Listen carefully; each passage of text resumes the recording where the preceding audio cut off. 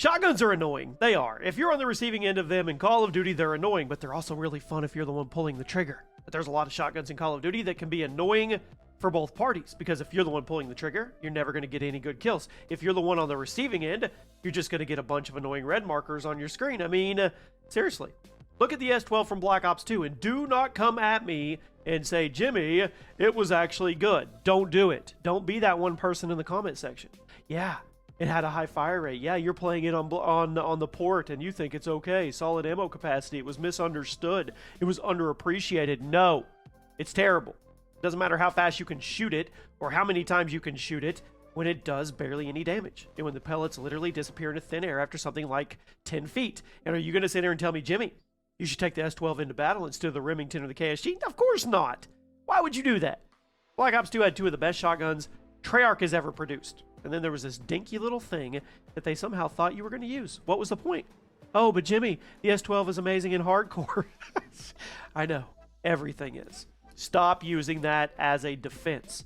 The S12 is hot, steamy, crappy garbage. It is. It's even worse when you compare it to other shotguns in the game. I will confidently put it on this list of the worst shotguns in COD history. Welcome to the channel, everybody. If you didn't figure it out, that's what we're doing today.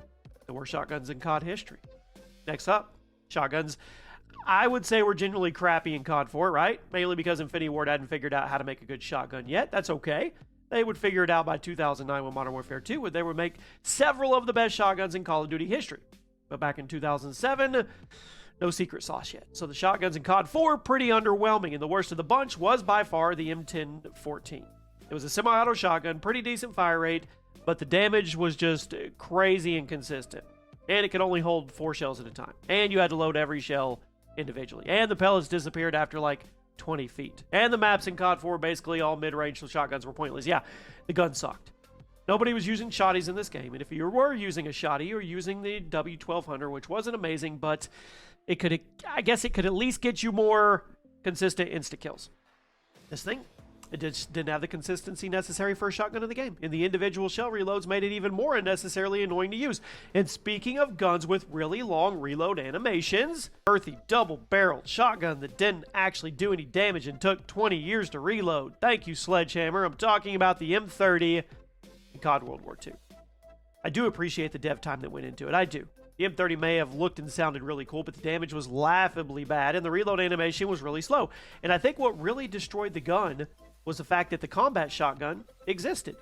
So the combat shotgun held 7 shells at a time, could be fired quickly, had a pretty reliable one-shot kill range. Meanwhile, the M30 only had 2 shells at a time, took forever to reload, and the one-shot kill range wasn't even better than the combat shotgun. So literally, what was the point?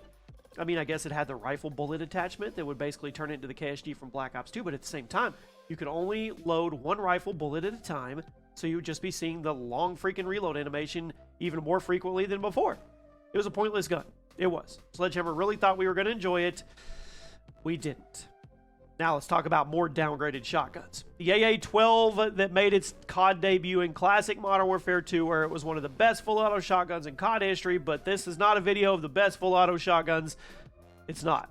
The Modern Warfare 3 version was nerfed into the dirt and left to die like Anakin at the end of Episode 3, seriously. But unlike Anakin at the end of Episode 3, nobody was going to come save it and give it a cool suit of armor and become one of the greatest villains we've ever seen. The Modern Warfare 3 AA-12, it was crap. Fire rate was decent, damage was bad. Reload animation was long. The range was heavily nerfed from Modern Warfare 2. The movement was slow. It was moved to the primary weapon category. You had to commit. You had to fully commit your entire class to it instead of just throwing it in your back pocket like you could in Modern Warfare 2. And if you have commitment issues, it wasn't going to happen. The Modern Warfare 3 AA-12 was nerfed like crazy, yet the game demanded you to commit your entire match to it since it was now a primary, which wasn't going to happen because I already said that, because this is a game dominated by guns like the ACR 6.8 and the MP7, which would shred you from across the map. Why would I make my primary weapon this thing? Couldn't even hit somebody at mid-range. It was a secondary weapon. Probably wouldn't be on this list today if it was primary. The gun asked way too much of you and me, and it wasn't nearly worth the investment. Now let's go over to World at War. Let's go backwards. And I really, really hope we get that port. Truly special game.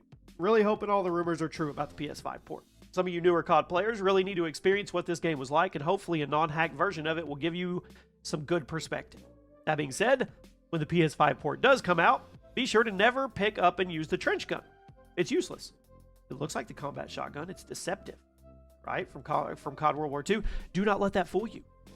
Don't let it fool you, because it only holds 4 shells at a time. The shells have to be individually loaded. The fire rate's low. The damage is... There is no damage. Literally no way to know how much damage you're actually doing to somebody when you hit them. Even if at point blank, use stopping power, World at War's map design was almost entirely mid-range and longer. So a close-range weapon like this, I think it was totally useless 98% of the time. And even in the 2% where you could actually hit somebody, you would never actually know how much damage it was going to put out there, so it was useless. I love World at War, I do, but the shotguns, they were terrible. Now, speaking of terrible, some of you are probably experiencing this terrible shotgun yourself in the PS5 port, and you're quickly realizing exactly why I talk so much crap about it throughout the years. The HS-10. Semi-auto shotty, Black Ops 1, decent fire rate, terrible ammo capacity, really long reload animation, but what really killed the gun was the damage. It was just so inconsistent as a one-shot kill. It was. Also, just the terrible effective range on top of that. The pellet disappeared after not very far. Even if you were in the so-called effective range, there was a good chance you would have to hit somebody 2 to 3 times in order to drop them, and the gun only held 4 shells at a time. So you would literally use more than half your ammo capacity to kill one person. And then you got stuck in the long freaking reload animation. I have no idea how anybody at Treyarch thought this would be a good weapon to have in a COD game. I mean, I guess some of the shotguns in Black Ops 1 were improvements over World at War's offerings, but yeah. Okay. There's one, actually, World at War? No. But, well, I guess it's Advanced Warfare in COD World War II. Believe it or not, I actually don't think this is the worst shotgun in COD history, despite what I'm about to say. Pirate-style shotgun, held 1 shot at a time, took about 3 business days to reload, didn't even guarantee a 1-shot kill, so it was literally just putting you at a disadvantage. I am, of course, talking about the blunderbuss in Advanced Warfare and COD World War II. I mean, when it did get a 1-shot kill, it was pretty satisfying, right? Just wasn't consistent enough to be nearly worth using. It was a troll gun. The memes. In both AW and COD World War II, the blunderbuss was bottom tier. I would argue it was slightly better in COD World War II, since everyone had their boots on the ground, so it was easier to hit people with shotguns since they couldn't fly up and away out of the shotgun's range once you noticed them. But it was still bad in both games. Definitely needed to be in the top 5. And just imagine how bad these last 3 guns are going to be. I mean, the blunderbuss was bad on purpose, and yet these 3 other shotguns were trying to be good and somehow worse than the blunderbuss? Haha! Remember everything I said about the World at War trench gun earlier? Go ahead and copy paste all of that. Everything I said, but also cut the ammo capacity in half. The double-barreled shotgun in World at War held 2 shells at a time, which you would think would give you better damage or a more consistent 1-shot kill range in return, right? But no, you were wrong. The shotgun was just as inconsistent and unreliable as the trench gun, despite having half the ammo and even a longer reload animation. I think the intention was to have this thing be a super powerful 1-shot kill machine with slower reloads and higher stakes when you pulled the trigger, but the damage, it wasn't there. It was unreliable, and the map design didn't favor shotgun players at all. You were out of luck, Chuck. I mean, I guess it's kind of cool how you could blow off enemy limbs with it if you hit them in the right spot, but again, that rarely happened because hardly any of the combat in the game took place in close quarters. It was literally a worse version of the trench gun, which was already one of the worst shotguns in COD history on this list. Now, let's go to COD World War II. Do you remember when COD World War II first came out and this gun was literally unusable because it was so weak? Talking about the sawed-off shotgun. Final shotgun you unlocked. Are you kidding? I think Sledgehammer really wanted you to be happy, excited, which was awkward because nobody was. Nobody used it. You would get 2 hit markers at point-blank range and then get stuck in one of the longest reload animations in Call of Duty shotgun history, assuming your target didn't blow you up before you finished it. Not only was the gun a huge grind to unlock, but you weren't even grinding for anything substantial because it was terrible. Sledgehammer eventually buffed it, and now it can at least kill some people sometimes. But what was the point in using this over the combat shotgun? Why would I take a dinky little 2-shot shotgun that rarely ever gets a kill and has the longest reload animation imaginable? I get frustrated sometimes with these.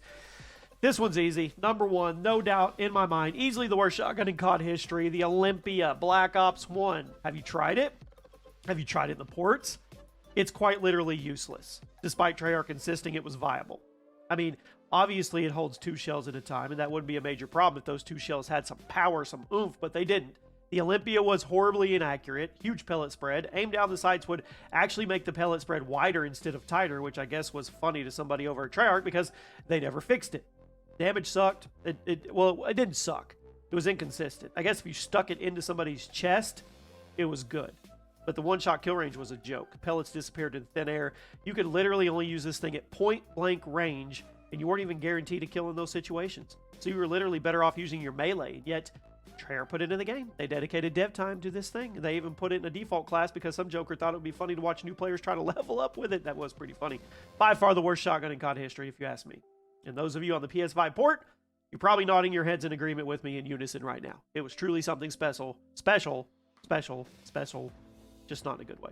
I'll see you guys soon.